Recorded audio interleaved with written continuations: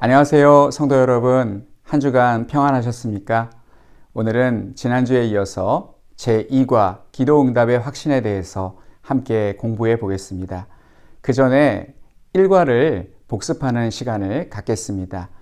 1과 구원의 확신, 핵심 구절, 요한 1서 5장 11절과 12절 말씀을 암송해 보겠습니다.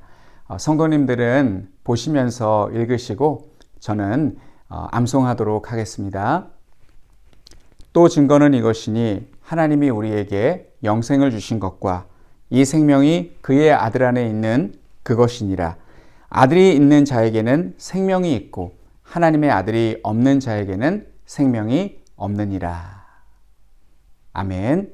이 말씀처럼 성경에 분명히 하나님의 아들 예수님을 마음으로 믿는 자에게는 영생이 주어진다라고 말씀하고 있습니다. 이 말씀을 마음에 새기고 구원의 확신을 가지고 살아가시는 우리 성도님들 되시기를 바랍니다. 오늘은 5가지 확신 중에 두 번째 기도 응답의 확신에 대해서 함께 공부해 보려고 합니다. 성도님들은 기도 응답의 확신이 있으십니까? 즉 하나님께서 내 기도를 들어주신다고 믿으십니까? 사탄의 또 다른 공격은 우리의 구원의 확신을 흔들 뿐만 아니라 기도의 효력에 대해서 우리에게 의심을 불어넣는 것입니다. 사탄은 끊임없이 기도해도 소용없다고 우리에게 속삭입니다. 하나님께서 정말 너 같은 사람에게 관심을 갖고 있다고 생각지는 않겠지? 하나님께서는 멀리 계시고 보다 중요한 일에만 관심이 있어. 내가 기도하는 그런 것까지도 들어줄 것 같으니? 라고 계속해서 우리에게 기도하지 말라고, 기도해도 소용없다고 그렇게 속삭입니다. 그러나 예수님께서는 우리의 구주시고 우리의 주인이십니다. 그러므로 우리는 예수님을 통해서 하늘에 계신 아버지께 직접 말씀드릴 수 있는 놀라운 특권을 가지고 있습니다. 그래서 우리는 하나님께 은혜의 보좌 앞에 담대히 나아가서 하나님께 담대하게 기도할 수 있는 것입니다. 누군가 기도 응답에 확신이 있는지 없는지 알아보는 방법은 의외로 간단합니다. 기도 응답에 확신이 있는 사람은 시키지 않아도 열심히 기도를 하고 확신이 없는 사람은 기도를 안 합니다. 그런 의미에서 우리가 기도 응답에 확신을 갖는 것은 기도를 하게 만드는 원동력이라고 할 수 있겠습니다. 자, 그러면 우리 믿음을 가지고 하나님께서 나의 기도를 응답해 주실 것이라는 그러한 믿음을 가지고 제2과 핵심 구절을 읽어보겠습니다. 자, 요한복음 16장 24절 말씀입니다. 지금까지는 너희가 내 이름으로 아무것도 구하지 아니하였으나 구하라 그리하면 받으리니 너희 기쁨이 충만하리라. 지금 이 구절을 보시면 지금까지는 너희가 내 이름으로 아무것도 구하지 아니하였으나 이 부분에 빨강색으로 칠해져 있는 것을 보실 수 있을 겁니다. 자, 먼저 핵심 구절의 이 부분을 가지고 파생된 문제들을 같이 풀어보겠습니다. 자, 1번 문제. 마태복음 7장 7절로 8절에서 예수님께서는 기도에 대하여 무엇을 가르쳐 주셨습니까? 먼저 마태복음 7장 7절로 8절 말씀을 읽어봐야겠죠.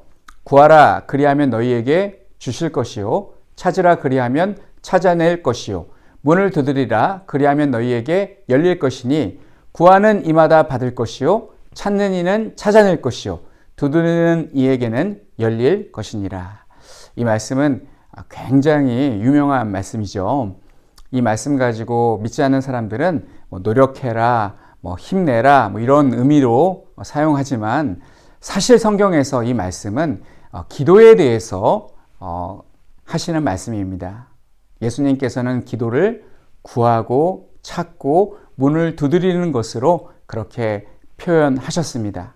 그래서 예수님의 말씀대로 구하는 자가 받을 것이고 찾는 자가 찾아낼 것이고 문을 두드리는 자에게 열릴 것이다. 예수님은 그렇게 가르쳐 주셨습니다. 자, 두 번째는 응답받는 기도의 중요한 조건은 무엇입니까? 정답으로 두 가지의 성경 구절이 나와 있습니다. 요한복음 15장 7절, 요한일서 5장 14절과 15절 말씀. 자, 이 성경 구절에서 답을 우리가 유추해 볼 수 있습니다. 요한복음 15장 7절에 너희가 내 안에 거하고 내 말이 너희 안에 거하면 무엇이든지 원하는 대로 구하라. 그리하면 이루리라 라고 말씀하고, 요한일서 5장 14절과 15절 말씀은 그를 향하여 우리가 가진 바 담대함이 이것이니 그의 뜻대로 무엇을 구하면 들으심이라. 우리가 무엇이든지 구하는 바를 들으시는 줄을 안즉 우리가 그에게 구한 그것을 얻은 줄을 또한 아느니라.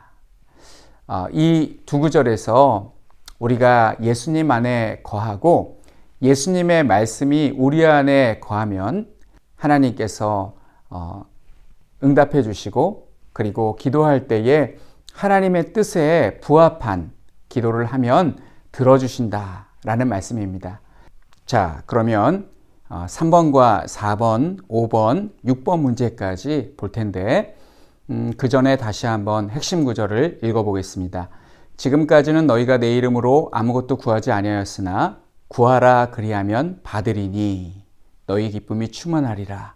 이번에는 구하라 그리하면 받으리니 여기에 빨간색으로 표시가 되어 있습니다. 자, 그러면 이 문장 가지고, 이 구절 가지고 함께 문제를 풀어보겠습니다. 세 번째는 기도에 하나님께서는 특별히 어떻게 응답하십니까? 라는 질문입니다. 예레미야 33장 3절 말씀입니다. 외우기가 참 좋죠? 예레미야 33장 3절 말씀. 333 너는 내게 부르짖으라. 내가 내게 응답하겠고 내가 알지 못하는 크고 은밀한 일을 내게 보이리라. 에베소서 3장 20절 우리 가운데서 역사하시는 능력대로 우리가 구하거나 생각하는 모든 것에 더 넘치도록 능히 하실 이에게. 이 말씀은 우리가 생각하는 것 이상으로 하나님께서는 기도를 통하여 우리에게 복 주신다라는 그러한 말씀입니다. 우리가 생각하는 것 그 이상을 하나님께서는 주실 수가 있고 준비해 놓고 계신다라는 뜻입니다. 20년 전 미국의 유명한 아놀드 파머라는 골프 선수가 사우디아라비아 왕의 초대를 받았습니다. 그가 보내준 전용 비행기를 타고 사우디아라비아로 가서 며칠 동안 왕과 함께 골프를 즐기며 즐거운 시간을 보냈습니다. 골프 선수가 돌아갈 때가 되자 왕은 비행기에 오르려는 그를 세워놓고 이렇게 감사의 뜻을 표시했습니다. 귀중한 시간을 내어 저를 찾아주셨으니 너무 감사합니다. 제가 선물을 드리고 싶은데 혹시 원하는 선물, 받고 싶은 것이 있으십니까? 라고 물었습니다. 그러자 아놀드 파머는 사양하면서 괜찮습니다. 저를 환대해 주신 것도 감사하고 또 이곳에 있는 동안 융숭한 대접을 받고 즐거운 시간을 보내고 잘 쉬다 갑니다. 괜찮습니다. 라고 비행기에 오르려고 하였습니다. 그러나 사우디아라비아 국왕이 한사코 그를 붙들고 제가 꼭 선물을 해주고 싶고 그래야 당신이 내가 그 준 선물을 보면서 나와의 그 추억을 잊지 않을 것 같다 라고 하면서 선물을 주겠다고 간곡하게 그렇게 말을 하는 겁니다. 그래서 아놀드 파머가 거절할 수가 없어서 그러면 골프채 하나 선물로 주시면 되겠습니다 라고 말씀을 드리고 비행기를 탔습니다. 아놀드 파머는 내심 기대가 됐습니다. 사우디아라비아 국왕이 보내주는 골프채는 얼마나 좋을까. 골프채가 싼 건 싸도 비싼 건 굉장히 비싼데 얼마나 좋은 골프채를 보내줄까 기대를 하고 있었습니다. 그런데 나중에 집에 와서 보니까 골프채는커녕 조그만한 편지가 한 통 와 있는 겁니다. 그리고 그 편지를 열어보니까 그 편지 안에는 그 골프 코스를 선물로 주는 그런 인증서가 들어 있었습니다. 쉽게 말해서 골프채가 아니라 골프장을 선물로 주었던 것입니다. 자, 이렇게 사우디아라비아 왕도 이 정도 스케일인데 우리가 믿는 하나님은 얼마나 더 위대하신 분이십니까? 그렇기에 우리는 하나님께 담대하게 구해도 될 줄로 믿습니다. 그러나 4번 문제를 보시면 하나님은 구하는 자에게 무조건 많은 것으로 주시는 분은 아니라는 사실을 알게 해줍니다. 자, 4번 문제 마태복음 7장 9절로 11절 말씀을 읽으십시오. 자, 먼저 읽어보겠습니다. 너희 중에 누가 아들이 떡을 달라 하는데 돌을 주며 생선을 달라 하는데 뱀을 줄 사람이 있겠느냐? 너희가 악한 자라도 좋은 것으로 자식에게 줄 줄 알거든. 하물며 하늘에 계신 너희 아버지께서 구하는 자에게 좋은 것으로 주시지 않겠느냐? 자, 그러면 문제를 같이 풀어보겠습니다. 4번 문제에 3개의 또 문제가 있습니다. 첫째, 하나님께서는 자기 자녀들에게 어떤 종류의 선물을 주십니까?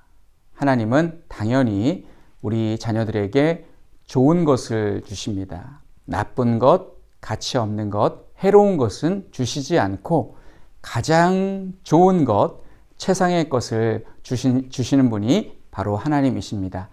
자, 두 번째는 하나님 보시기에 당신에게 해로운 것을 구했을 때 어떻게 응답하시리라 생각합니까? 당연히 하나님은 해로운 것을 구했을 때 응답해 주시지 않습니다. 제가 어렸을 때 아버지께서 사용하시는 면도기를 가지고 놀다가 다친 적이 있었습니다. 칼에 비해서 면도기는 덜 위험하지만 그래도 어린 아기가 사용하기에는 위험한 물건입니다. 턱에 수염도 나지 않은 아이가 면도를 해보겠다고 면도기를 달라고 하면 해보라고 주는 부모는 없을 것입니다. 어른도 마찬가지입니다. 제가 일산에서 한 3년 정도 사역을 할 때 장로님, 권사님들의 말씀을 들어보니 1990년대 초반 일산의 땅값이 폭등하여서 많은 분들이 갑자기 벼락부자가 되었다고 합니다. 마치 우리 가까운 서울의 강남이 1970년대에 개발됐을 때 일어났었던 그런 현상이 90년대에 일산에서 일어났던 것입니다.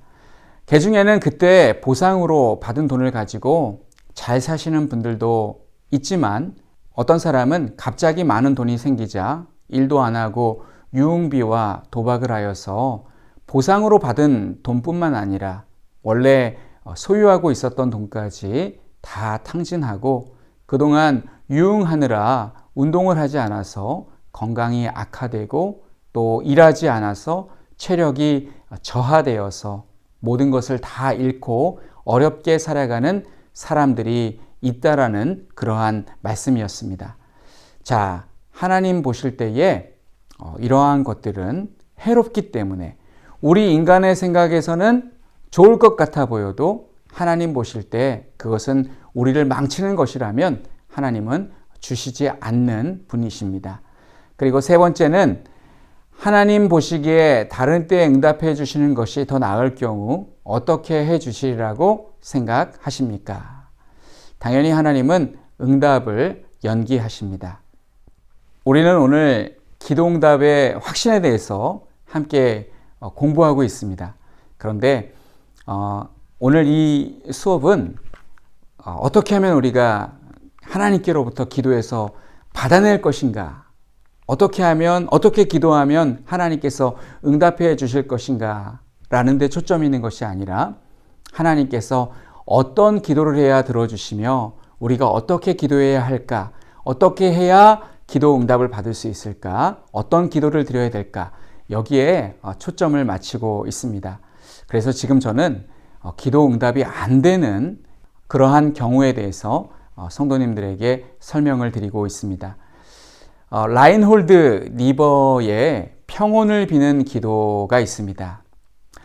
라인홀드 리버라는 사람은 우리 교단에서는 그렇게 선호하는 신학자는 아닙니다만 그가 한 기도는 의미가 있어서 많은 목사님들이 또 교훈으로 삼고 인용하고 있습니다.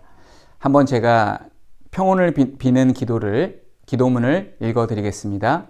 하나님, 저에게 바꿀 수 없는 것을 받아들이는 평온과 바꿀 수 있는 것을 바꾸는 용기를, 그리고 그 차이를 분별할 수 있는 지혜를 주옵소서. 참 이 기도 내용이 귀한 기도입니다.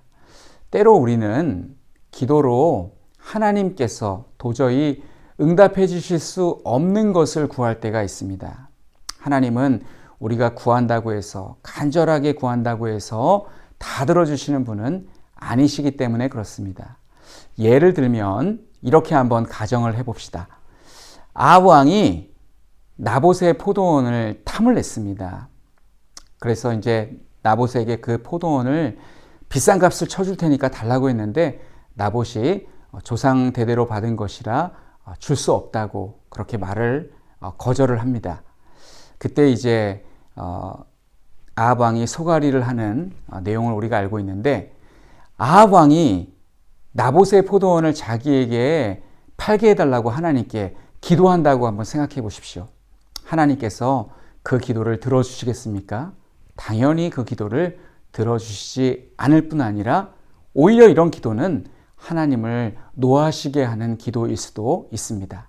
그래서 우리는 바꿀 수 없고 하나님께서 용납하실 수 없는 기도는 해서는 안 됩니다. 설사 했더라도 응답해 주실 것이라고 믿어서는 안 됩니다. 그런 기도는 하나님께서 들어주시지 않습니다. 자, 그러면 5번 문제, 기도 응답을 방해하는 것들은 무엇입니까? 관련 구절로 야고보서 4장 3절과 시편 66편 18절 말씀이 있습니다. 먼저 야고보서 4장 3절, 구하여도 받지 못함은 정욕으로 쓰려고 잘못 구하기 때문이라. 시편 66편 18절, 내가 나의 마음에 죄악을 품었더라면 주께서 듣지 아니하시리라. 자, 이 두 구절 가지고 우리가 기도 응답을 방해하는 것들을 찾아낼 수가 있습니다. 정욕으로 쓰려고 잘못 구하기 때문이고, 범죄의 가능성이 있을 경우 하나님은 그 기도를 들어주시지 않습니다. 자, 6번 문제, 빌립보서 4장 6절로 7절 말씀을 읽고 아래 빈칸을 채우십시오. 먼저 성경 구절을 읽어보겠습니다. 아무것도 염려하지 말고 다만 모든 일에 기도와 간구로 너희 구할 것을 감사함으로 하나님께 아뢰라. 그리하면 모든 지각에 뛰어난 하나님의 평강이 그리스도 예수 안에서 너희 마음과 생각을 지키시리라. 자, 빈칸을 한번 채워보겠습니다. 첫 번째, 하지 말아야 할 것, 그것은 염려라고 말씀합니다. 염려할 필요 없이 하나님께 구하라. 그리고 해야 할 것, 기도와 간구를 하되 감사함으로 아뢰라 라고 말씀하고, 그리고 그에 대한 하나님의 약속은 하나님의 평강이 그리스도 예수 안에서 너희 마음과 생각을 지키시리라 라고 약속하십니다. 자, 이제 기도응답의 확신 두 문제가 남았습니다. 요한복음 16장 24절 말씀을 다시 읽어드리면, 지금까지는 너희가 내 이름으로 아무것도 구하지 아니하였으나 구하라 그리하면 받으리니 너희 기쁨이 충만하리라. 자, 너희 기쁨이 충만하리라, 이 부분에 빨강색으로 표시되어 있는 것을 보실 수 있을 겁니다. 자, 7번 문제, 기도에는 또 어떤 유익점이 있습니까? 시편 34편 4절 말씀, 내가 여호와께 간구하매 내게 응답하시고 내 모든 두려움에서 나를 건지셨도다. 그것은 모든 두려움에서 건지시는 것입니다. 지금 우리가 기독교 교파 2의 강의를 듣고 있는데요. 지지난 시간에 이 존 낙스라는 스코틀랜드 종교개혁자에 대해서 우리가 강의를 들었습니다. 스코틀랜드의 종교개혁자 존 낙스는 기도의 사람이었는데, 그 기도가 얼마나 두려웠었는지 피해 여왕 메리는 자기는 모든 군대보다 존 낙스의 기도가 더 무섭다라고 할 정도였습니다. 존 낙스는 모든 두려움을 기도로서 떨쳐내고 담대하게 종교개혁을 완수한 사람입니다. 자, 그러면 8번 문제. 사가랴와 엘리사벳이 아들을 얻기 위해서 기도했을 때 어떤 응답을 받았습니까? 누가복음 1장 13절과 14절 말씀입니다. 천사가 그에게 이르되 사가랴여 무서워하지 말라. 너의 간구함이 들린지라. 내 아내 엘리사벳이 내게 아들을 낳아 주리니 그 이름을 요한이라 하라. 너도 기뻐하고 즐거워할 것이요 많은 사람도 그의 태어남을 기뻐하리니. 자, 8번 문제는 마지막 문제이기도 합니다. 성도님들은 8번 문제의 답이 기도에 대한 응답으로 아들을 낳은 것이라고 생각하십니까? 아니면 아들을 달라는 기도가 응답된 것이라고 생각하십니까? 무슨 말씀인지 헷갈리시죠? 이게 무슨 궤변이냐 이렇게 생각하실 수 있을 것 같은데 제가 설명을 드리자면 아들을 낳은 것과 기도 응답을 같은 것으로 생각해서는 안 됩니다. 이것을 등식으로 표현해 보자면 기도 응답은 아들을 낳은 것 이렇게 고정관념을 가져서는 안 된다라는 뜻입니다. 그러니까 기도 응답은 아들을 낳지 못한 것도 정답일 수 있습니다. 우리는 그 기도 응답으로 아들을 낳은 것만 생각하는데 아들을 낳지 못한 것도 정답일 수 있다는 말입니다. 생각해 보십시오. 우리 주변에 열심히 기도했는데 자녀가 없으신 분들이 있습니다. 그분들은 하나님께서 기도 응답을 안 해주신 것일까요? 그렇지 않습니다. 하나님께서는 기도를 들으셨는데 주시지 않은 것일 뿐입니다.